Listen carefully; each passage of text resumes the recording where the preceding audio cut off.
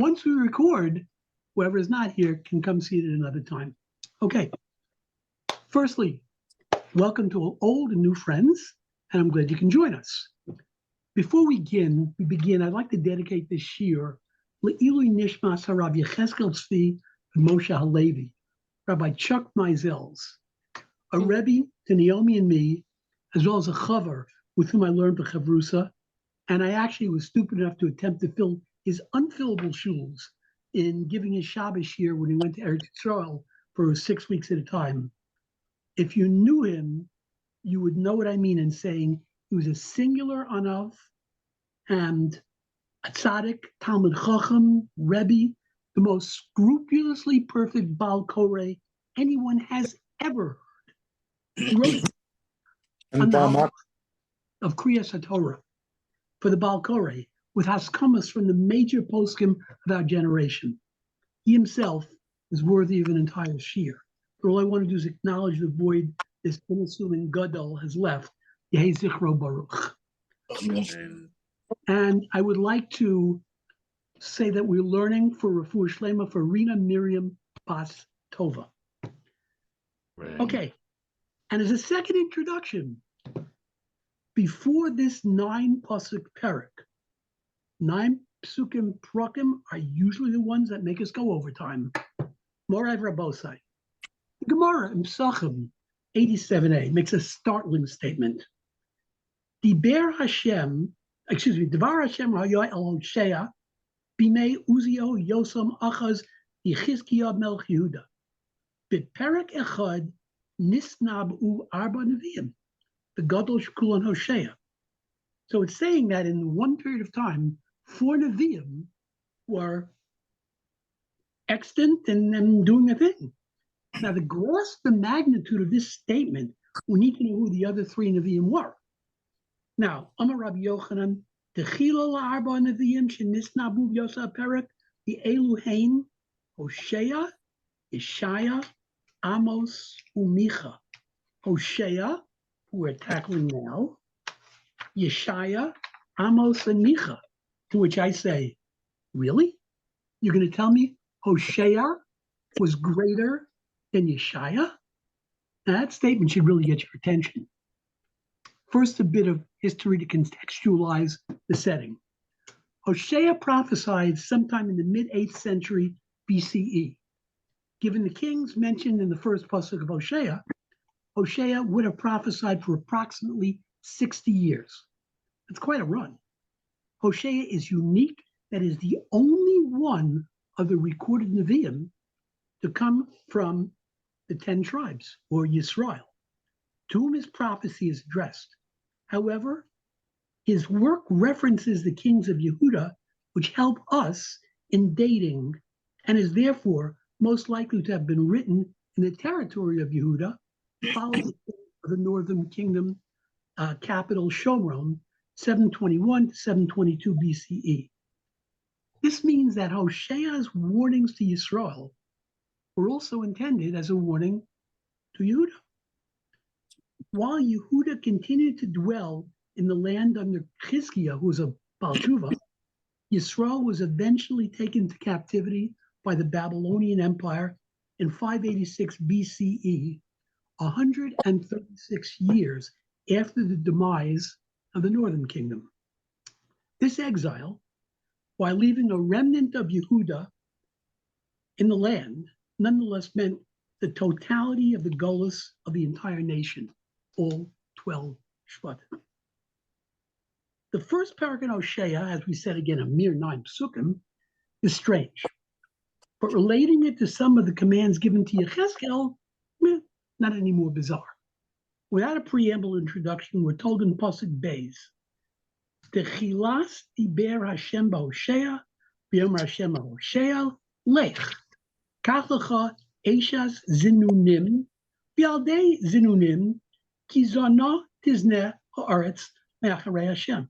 Says, get yourself a wife who is a prostitute, and children who are the products of a woman of, let's call her loose morals, for the land will stray from following God.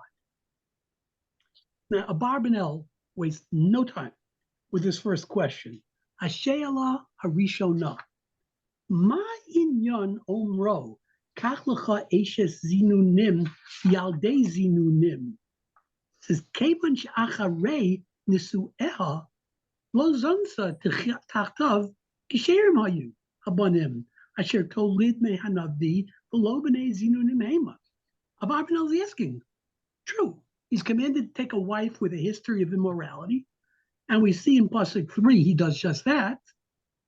And his wife is Gomer Bas Devalim, and she bears him a son.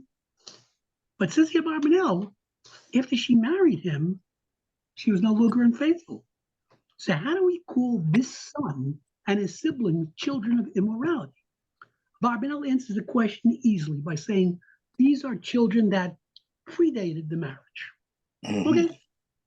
The reality that she is an unwed mother is enough circumstantial evidence to brand her an immoral woman, whose existing children may also be Safek Mamzerim. Excuse me, Brian.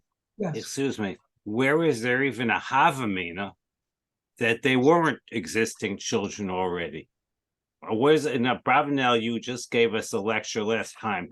He's like the most brilliant person in the world. Yet it's obvious. He says, Kach lecha yaldei zinunim. He doesn't say have them. He says, Kach lecha. So it's obvious they're already born. David, it makes sense. It makes sense. But the okay. So why is that Abarbanel asking the question? David, you asked good. I do not have an answer to it. Okay. So he says the children predate the marriage, which seems to make sense according to Yisvara. And according to the Pasuk, it's the Hebrew. Yeah.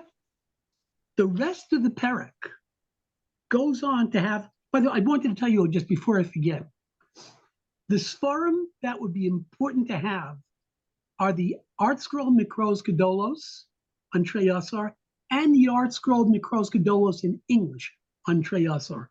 I'm also going to tell you that I found this a phenomenal sefer. It's called Bi'urei Moshe.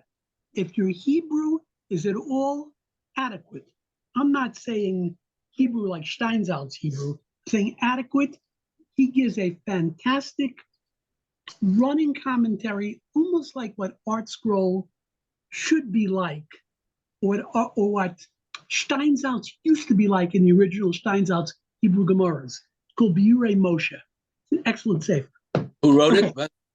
It's written by Moshe Karp. And I've been looking for a biography of Moshe Karp because I always like to give biographies of the people we talk about. And over the course of our shiurim, we will talk about as David alluded to last week, we talked about the Abarbanel a bit. Okay. If I can interrupt for a second, the Malbim says, as for Yaldei Zinunim, Hainu sheyesh lo yeladim sheyolda beznos mikvar, shezeha eidush shehizona, k'moshe kasav zinsa tamar kalasech, v'gam hinei hara lezinunim. So he has exactly the opposite shita. Right. And exactly the opposite shita that the Abarbanel has. That, right. Who says, right. You know, can I tell you? Except, okay. Can I try to defend the Abarbanel? I'll ask him if he wants your defense, but go ahead. Pasuk Gimel, Vayelech vayikach et Gomer bat Divlaim. Where did he see any children? So maybe based. You're 100% correct, and I don't know why I didn't think of it, because all of Sukkim talk about her becoming pregnant and having children, and we assume this happened after he married her. Right. So it doesn't say he went and took Gomer bat Divlaim and her children. Maybe that's understood, but maybe based on. Okay. I don't think so. But let's say the Art Scroll reads beget into that pasuk. So the Art Scroll finds a source to say that he had the children with her. It seems to make sense just if you read the flow of the Psukim. Okay, so there's what to be said on each side. It says Vateled low, obviously. And if you got a Malbim who says, whoa, I don't get it. And Abarbanel says, Well, I see the other side of it, so clearly. The Rashi goes like the Barbanel. Do the words Say, kachlecha imply marry or just kachlecha? My wife asked a brilliant question. She asked, did the words kachlecha imply marriage? Kicha mistei Ephron? I don't know. Because one of the proofs in the Gemara that we're doing now is kicha mistei Ephron has to do with Kedushin. Okay, acquire it. But it's a good question. Let me go a little bit further. So the rest of the parak goes on to have Hashem dictate the names of the three children and provides reasons for the names. First one, Shemo Yisrael. He owed ma'at upakadati estimei Yisrael al beis Yehu. Name him Jezreel, for I will soon punish the house of Yehu for the bloody deeds of Jezreel. Then, Bateled Bas. Now, once again, we're talking about a sequence which seems to mean that these children were born from our marriage to him.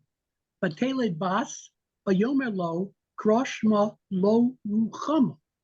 Ki lo osif od arachem as Beis Yisrael, so lahem. And she became pregnant again. She had a daughter. And he said, name her Lo Ruchama, for I will no longer accept the house of Israel or pardon them. Next, Vatigmal es Lo Ruchama, after weaning her, Batara Teled Ben. By Yomer, and she was told, Kra Shemo Lo Ami, Ki atem Lo Ami, Anochi Lo Eyelochem. Because you're not my people, and I will not be your God. This is powerful stuff. Before we go deeper into Psukim, moreover, Abosai, I have to tell you, we can accept the bizarre decree of the Rebbeinu Shalom, call it a chok, if you like. But I would like to see more meaning, to make this just a little less random. And I found it in the Otzar Midrashim, quoting an Eliyahu Zuta, also cited in Chomas Hanoch. Now, for sake of time, I have the text. I'm not going to read it in Hebrew. I'm going to give you, and you'll hear this term a lot from me, loosely translated. So Hashem says to Hosea, look at the nation and the many sins they've committed. Hosea should have replied, Hashem, but they're your children, sons of Abram, Yitzchak, and Yaakov, who always did your will. Be merciful, forgive them. Bad enough that Hosea didn't say this. He replies, Ribono Shel Olam, the entire world is yours. Bring another nation to take their place. With friends like that, at that moment, Hashem reflects. What shall I do with this mortal Hosea, who doesn't know that no other nation can take the place of Klal Yisrael? I shall command him to marry a woman, have children with her, then separate from her. See how easily you can divorce her and cast her out. And that's what you're asking me to do? It is then Hashem commands him to marry, have a family with Gomer Bas Vlayim. Now, we'll get into the weeds on this one. Marsha, Malbim, Abarbanel take this commandment literally. Where Ibn Ezra and Rambam in Moreh Nevuchim saw this as a prophetic vision that the Novi saw, while still others, Radak and Targum, see this as a metaphor. So there aren't only two sides to the story, there are at least three. Even before we go into the rest of the Psukim, beware the 9 pasuk parak. We have a few questions right here. Who's Gomer Bas Devlayim? The bride that Hosea chooses. So we're going to try for Pardes on this, Reb Moshe. Pardes. Good. Dot, Remez, Drash, So. Okay. Says Metzudas David and Radak. Says, Gomer Bas Devlayim, Hayashem Zona Yidua B'Yosan Azman. Well-known at that time. Pshat. Excellent. Says the Malbim and other Mefarshim, more poetically, symbolically, which is derived from a citation of Rav and Rav Yochanan in a Machlokas in Pesachim 87a.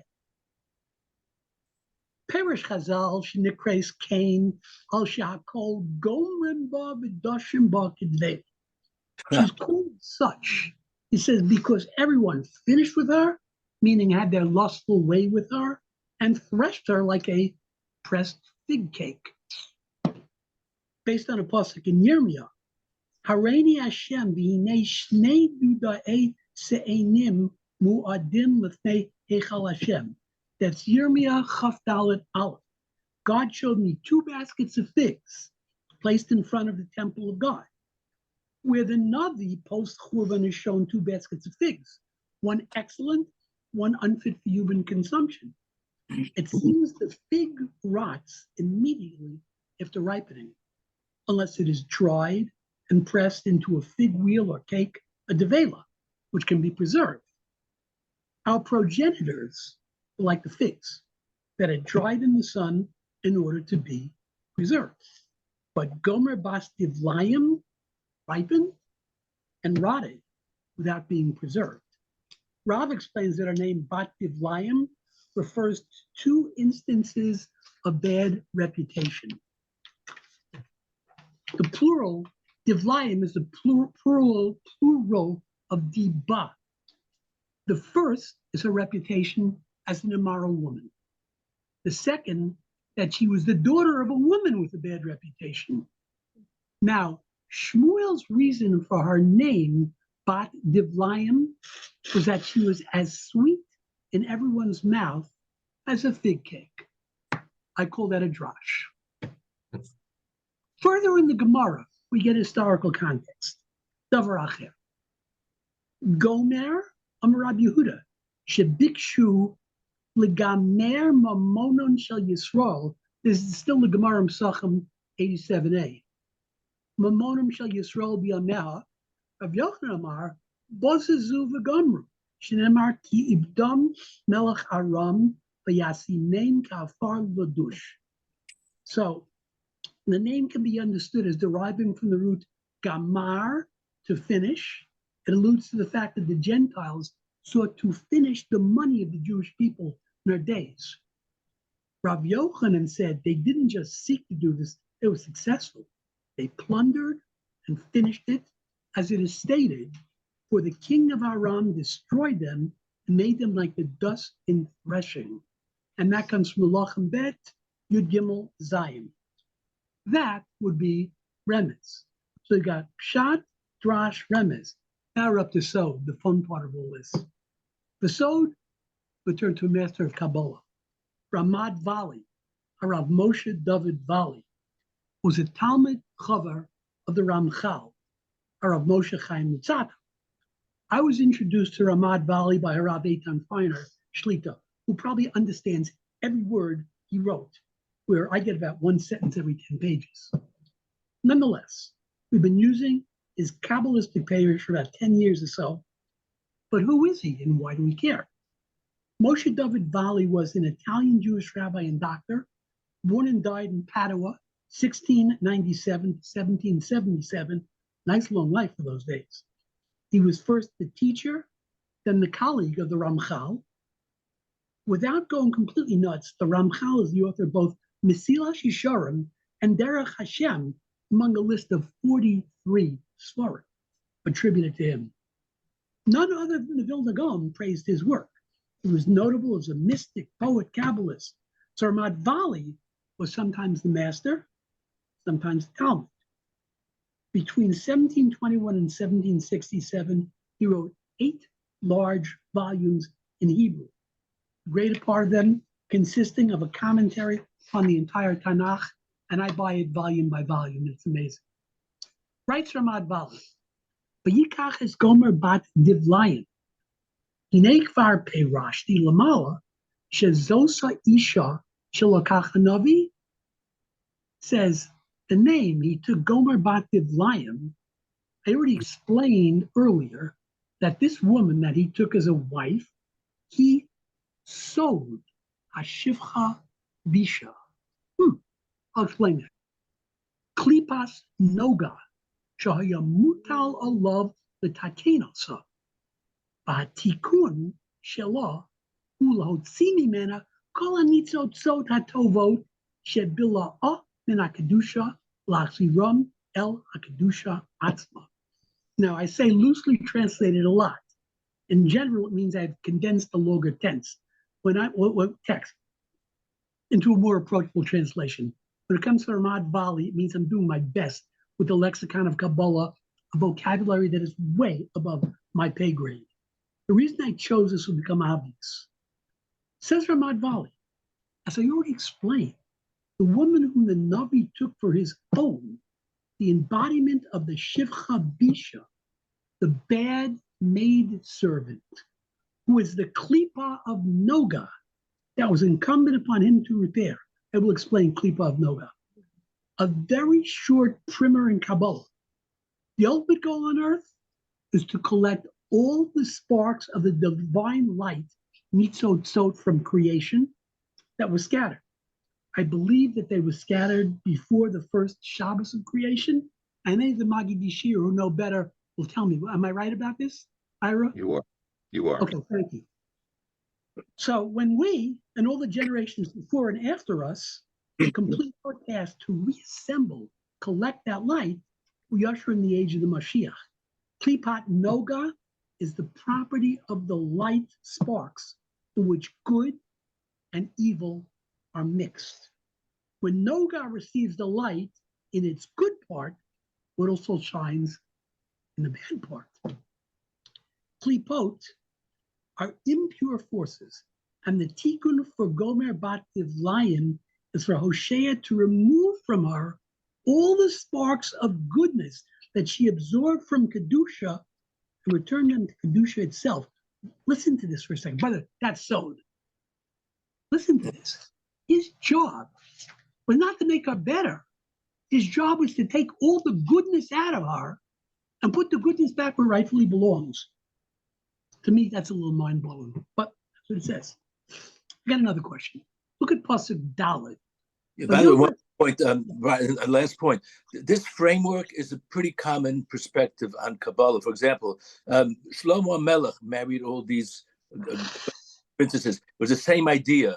The princess of each nation represents the Rosh of that nation, and he was supposed to extract the good out of her. So this is pretty, standard phraseology. It shows up anytime you see, let's just say, a non-conventional union among great people like Nevi'im or like Shlomo Melech. This is sort of a parallel perspective. So you chose really the phenomenal prototype to convey the sod on this. Amazing. It's a really realistic perspective. We may think that we can fix the unfixable. Rebbeinu Shalom knows a lot better.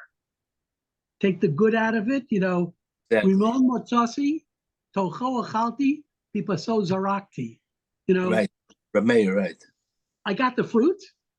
I ate what was good from it. I threw away the rest. That's what Navi's commanded to do. Like Shad on Shlakrak, you take the good from the beetles, the Kedusha, and you turn it into Kiruv. That's my view on Shlakrak. You don't have to buy that. Anyway, go ahead. So, says Pasuk Dalet, V'yomer Shem Elov, Kro Shemo Yisrael, ki od me'at, ufakadti as demei Yisrael al beis Yehu, v'chishavti mamluchus beis Yisrael. And he told him, name him Yisrael, for I will soon punish the house of Yehu for the bloody deeds at Yisrael, and put an end to the monarchy of the house of Israel, which is the 10 Shvat. Well, what is Beis Yehu? To answer the question, we have to go back to Malachim Bet Perek Yud. Before his reign as king, Yehu functioned as a commander in the army of Achav in the northern kingdom of Israel. Yehu was the son of Yehoshaphat, though he's more commonly referred to as the son of Nimshi, his grandfather. Perhaps Nimshi was more well known. Yehu's name, meaning Yehu, Hashem is him, portrays his future God-given task: obliterate the house of Achav along with the worship of the Baal that pervaded Israel at the time. Yehu was a reformer of sorts, who was used by God to clean up the mess that Achav had made. Of King Achav, it is recorded that he did more evil in the eyes of Hashem than any of those kings before him. Malachim Aleph, Tes Zayin, Lamed. Achav married Izebel, Jezebel, daughter of the king of Sidon, and she led him into serious avodah zarah, about the Baal and Ashtoreth. So Yehu was one of 3 men who would enact Hashem's judgment on the family of Achav. And that was some pretty elevated company. Eliyahu was told to appoint Elisha as his replacement, to anoint Hazael king over Aram and Yehu king over Yisrael. Now Yehu did a pretty faithful job of wiping out Achav's sons, Yoram and Achaziah. And ultimately, Yehu saw the death of Izebel, was kind of convinced to take a jump off the roof. And the Kohanim and the followers of the Baal did a good job. So it sounds pretty good, right? Yeah. And Yehu was granted a nice long reign, 28 years, and was succeeded by his son Yehoachaz in a family dynasty that lasted into 4th generation. Well, to a point it was good. But Yehu continued to hold on to the idolatrous worship of Yeravam, and subsequently, remember Yeravam ben Nevat, Chotei Umachti, and subsequently Hashem began to reduce the size of Yisrael. So what is the pasuk telling us? Didn't Yehu do right by the Ribono Shel Olam? Well, yes and no. Yes, he was given a mission, and he faithfully fulfilled it. What happened after with his descendants, Yehoachaz, Yoash, Yeravam, and Zechariah, all idol worshippers, that caused the Ribono Shel Olam to regard Yehu and his descendants as having shed innocent blood. But of course, there's another opinion, held by Malbim and Abarbanel. See, on this side of the case, Malbim and Abarbanel agree. Yehu and his descendants were not held responsible in a negative context for the death of Achav.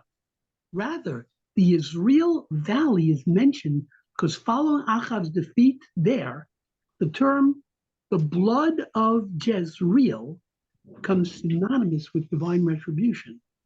And according to this view, the verse should be read, quote, "For soon I will punish the houses of Yehu with the blood of Jezreel."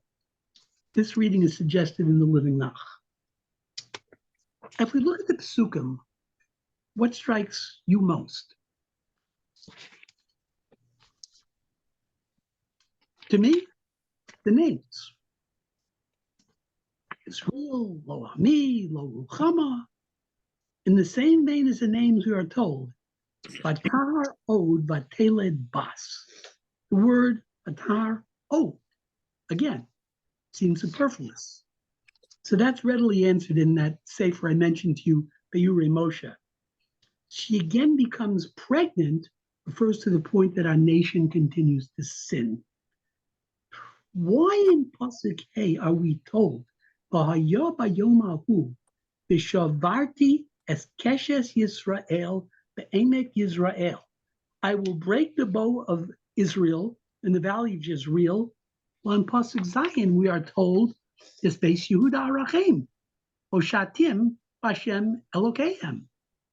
But I'll accept the house of Yehuda, I'll give them victory through Hashem. The end of the pasuk is below Oshieim Bekeshes of Acherev Milchama Susim for Hashem, which we'll explain. And why are we given a seemingly extraneous detail in pasuk 8? Vatigmol es lo ruchama, vatahar vateled bain. After weaning lo ruchama, she conceived and bore a son. So, for the sake of time, I'll consider short and germane answers rather than going 5 miles wide and 1 inch deep. Exclaims Rav Moshe Karp in Be'urei Moshe. He says, Yisrael is an allusion to the words Yizra Kel. Hashem will plant, that Hashem will exile us from our land and plant us among the nations. V'shavarti es keshes Yisrael be'emek Yisrael. In that day I will break the bow of Israel in the valley of Israel, Abarbanel explains, Cain yifkod Hashem avon beis Yisrael ubeis Yehuda mipnei avon avodah zara shahaya gam Cain biyadehem ki peles uma'aznei mishpat bizroa Hashem lahanish kulam achatasam ba'ofen shaveh biyosam kulam nishalim chet echad. So, after ending the dynasty of Yehu, Hashem will break the strength of both Israel, the 10 Shvatim, and Yehuda, the 2 Shvatim, in every subsequent Golus. This will originate in Emek Yisrael.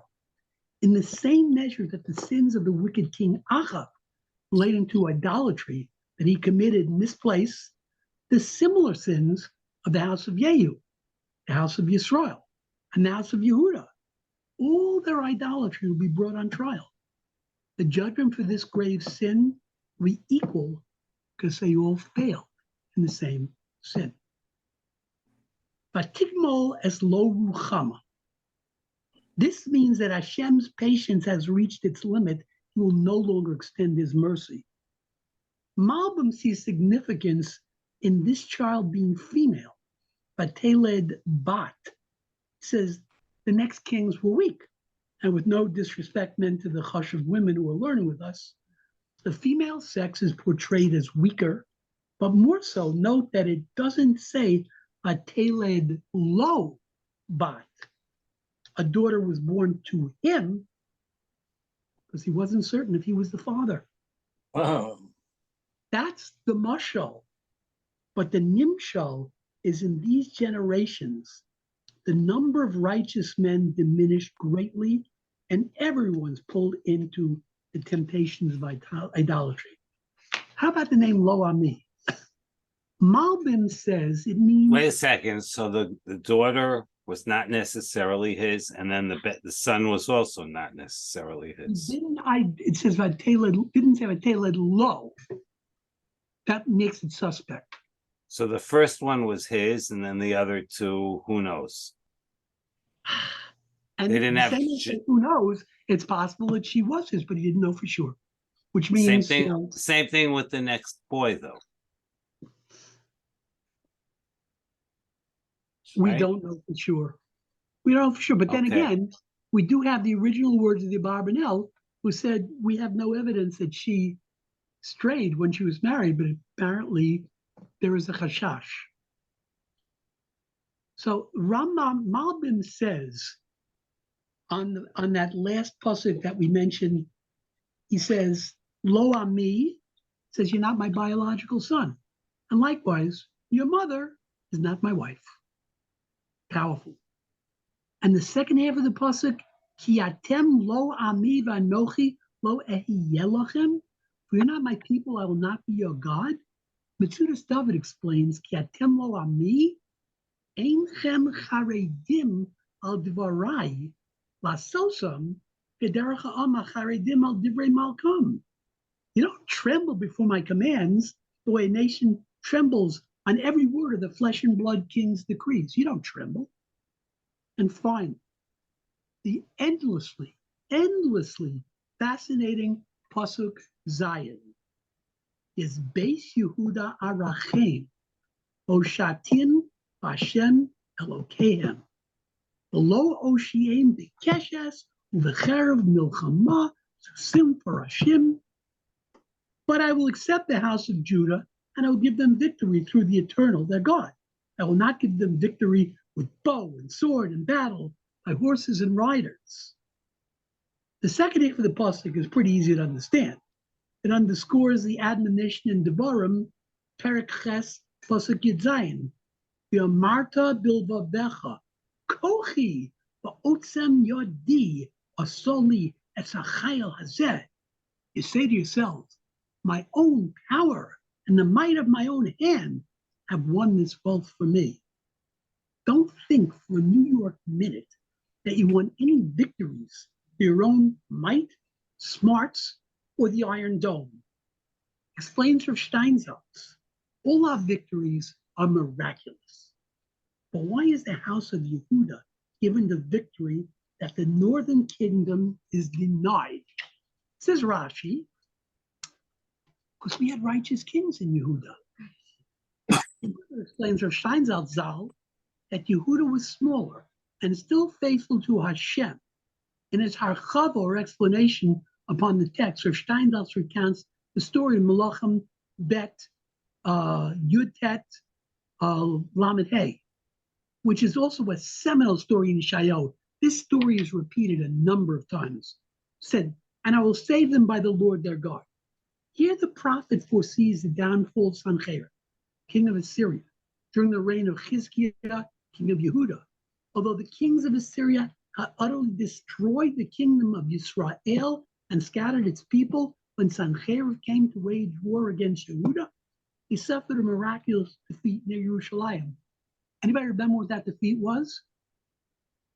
185,000, pardon the expression, young studs, primed for battle, died in their sleep. Was that when the 185,000. Was that when the Shomer went out and when the guy got trampled at the gate afterwards? You're talking about when the leader When the tell all the parents what had happened? when the Mitzoraim came and what Sab Meir or something like that? Yeah, I'm not sure what Yeah. you're referring to, but I'm sure you're Yeah. right. yeah, But in any event, that was this cool. is seminal. What was happening, we described the scene. The Yidden was sitting in a Pesach Seder, calmly reciting Holach Ma'anya. And these 185,000 men, they had created ramparts. Why should they have to climb the hill and go down? They made level ground and said, why should we do it at night? We'll do it the next day. 185,000 died in their sleep. The Malachim, that was the mechanism. Say it again? The Malachim sang Shira, and they died from the Hevel Pil Shel Malachim. Yeah, that's the story of Chizkiah. Chizkiah says, David Davin, I'm not even davening. I'm going to sleep, God. You take care of it. That was the Ashur. That's Yeah. what you did. I think that's the Pesach Yeah, yeah. night. So the soldiers of the Assyrian army died in a mysterious manner away from the battlefield, and Sancherib was forced to retreat from the land of Israel. It says Ibn Ezra and Radak on Melachim Bet Yudtet Lamed Hey. Now we can ask another question, but I'm not sure if we'd be satisfied with the answer. Really? Does the anger of Hashem override his mercy? Will he no longer allow the monarchy of the northern kingdoms? Will there always be preferential treatment for Yehuda? Is it true that we will no longer be Hashem's chosen nation? Now we ask these questions through the long lens of Jewish history, past, present, and God-willing future. Now the nucleus of this Chabura recently completed Sefer Yechezkel, where it painted a picture of Yemos HaMashiach, Hashem's total protection, the forever base by Shlishi. Why we only have to look back to the final phrase of the final pasuk of last week's Haftorah, Yeshaya 60:22. Hakatuni yele elef ve'hatzair legoyatzum ani Hashem bi'ita achishena. The smallest shall become a clan, the least a mighty nation. I, God, will speed it in due time. And says the famous Rashi, Bi'ita achishena. Zachu, if they have zechuyos, achishena. I'll hasten. Lo zachu, bi'ita, it'll come in its time. Which means we're going to get saved. If they're worthy, I will hasten it. If they're not worthy, it'll be in its time. What is the it we are referring to? The Geula Shlema, the full redemption. And who is the they? Not Yehuda, not Yisrael, but all of Klal Yisrael. This is encoded in the plan. The role of a Navi is to transmit the message that will put literally the fear of God into us. But Hashem's master plan has always been redemption for all. Like I said at the outset, beware the 9 pasuk perek. Now remember, perek bet has 25 pasukim, and who knows? Gentlemen, if anybody would like to ask, add, please. I know I'm like a runaway train when I start. I apologize for it. And Barbara, I see, who got on later. This is all recorded. Conclusion, when the recording is processed, will be sent out to everybody. I thank you all for coming. I know I had a lot of fun. Oh, great share. Thank you. Yes, You did a lot of work. Oh, What can I tell you? all right. Some people are cardiologists. Some guys have a bunch of sclerum. I present everybody. I have I your don't know. problem, Brian. You're not a cardiologist. I know, Moshe. I present everybody. Okay.